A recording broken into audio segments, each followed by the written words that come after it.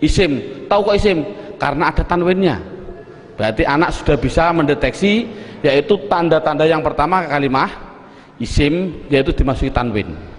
Sekarang yang nomor dua, tanda-tanda isim yang nomor dua itu kalau ada tulisan Arab depannya dikasih al, makanya dalam bukunya hanya dimasuki al, garis miring di depan. Jadi kalau ada tulisan Arab depannya ada alif dan lam, pasti itu isim. Contoh, alhamdu, harus dijawab isim fi'il atau huruf. Jawabnya adalah isim. Tahu kok isim? Karena dimasuki al. Ar-Rahim, isim fi'il atau huruf. Isim. Tahu kok isim? Karena ada al. Dan seterusnya. Sekarang yang ketiga, tanda-tanda isim yang ketiga yaitu dimasuki yang namanya huruf jar. Huruf jar itu apa sih?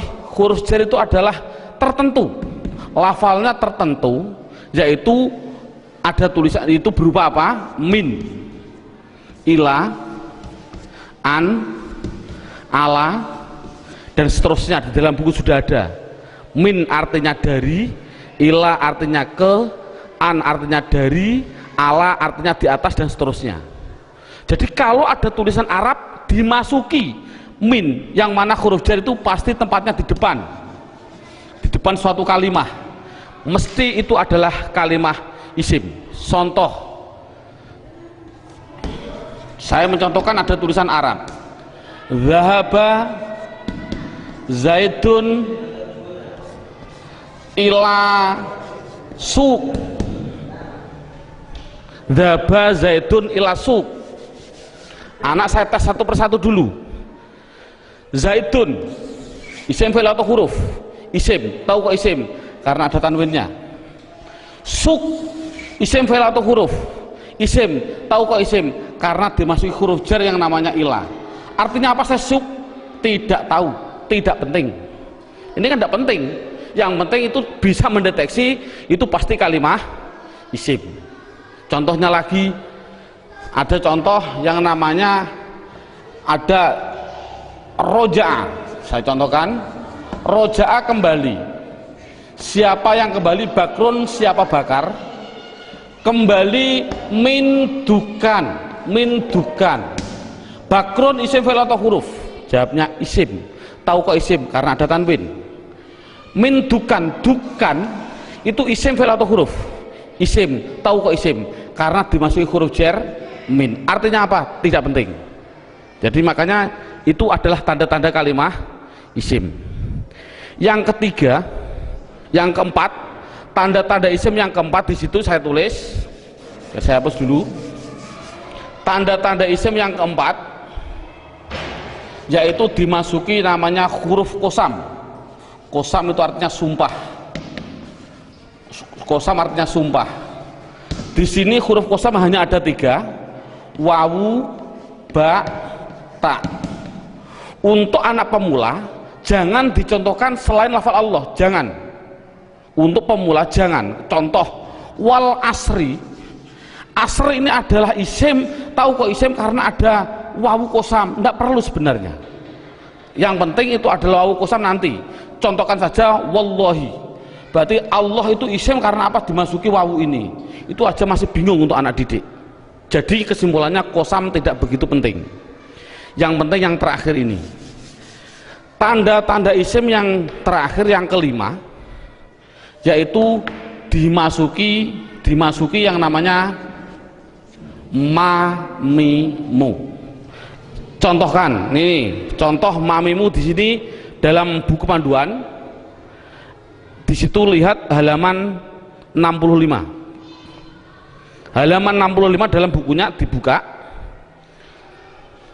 Contohnya halaman 65 yaitu fa'ala yaf'ulu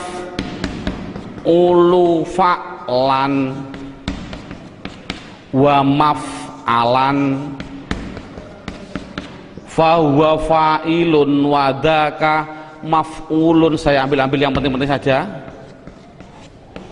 Uf'ul la taf'ul, maf'alun 2 kali ini, maf'alun mif'alun. cara menerangkan pada anak bahwasannya fa'ala yaf'ulu fa'lan ini adalah dalam bahasa pramuka namanya kata sandi. Kalau dalam bahasa komputer namanya keyword atau password, katakan saja password. Passwordnya itu apa? Itu namanya fa'ala. Karena apa? Fa'ala itu adalah hitungan hanya ada 3, 1, 2, 3. Artinya tulisan Arab di dunia, saya tadi bilang miliaran triliun itu pasti dari 3 kata dasar. Saya bilang contoh, memukul, doroba, ini namanya 1, 2, 3. Duduk, jalasa, 1, 2, 3. Menolong, nasoro, 1, 2, 3. Inilah jadi tulisan Arab itu pasti 3. Contoh fa'ala berarti saya contohkan di atas. Makanya anak kalau insya Allah kalau anak desa biasanya sudah bisa. Ini namanya fi'il, ini namanya fi'il. Sebagai kata sandi namanya fi'il. Namanya fi'il, ain fi'il, lam fi'il. Jadi dot itu bertepatan dengan fa namanya fa fi'il, ro bertepatan dengan ain namanya ain fi'il, ba bertepatan dengan lam namanya lam fi'il. Jadi pasti tulisan Arab miliaran triliun itu pasti dari 3 kata dasar, itu pasti. Jadi kalau dilihat nanti dalam tulisan Arab yang dimaksud mamimu adalah ada tulisan Arab depannya ada mim, baik dibaca mi kasroh mi atau dibaca mim dibaca fathah ma, atau ada tulisan Arab dibaca muslim. Kalau ada tulisan Arab depannya kok dikasih mim dan jumlahnya pasti 4, berarti karena 3 yang asli, mim lam sin asli, mim tambahan, lam ain fa asli, mim tambahan. Jadi kalau ada tulisan Arab depannya ada mim, baik dibaca ma atau mi atau mu, pasti itu kalimat isim. Contoh muslim, isim fi'il atau huruf? Jawabnya adalah isim. Tahu kok isim? Karena dimasuki mu. Saya menulis masjid, isim fi'il atau huruf? Isim.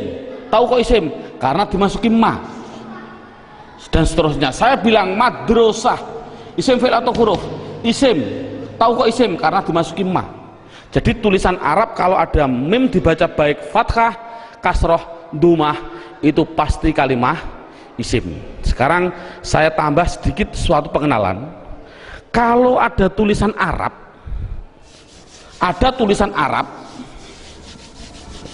depannya saya kasih mi, contohnya mi dalam halaman 65, itu pasti menunjukkan suatu alat, pasti.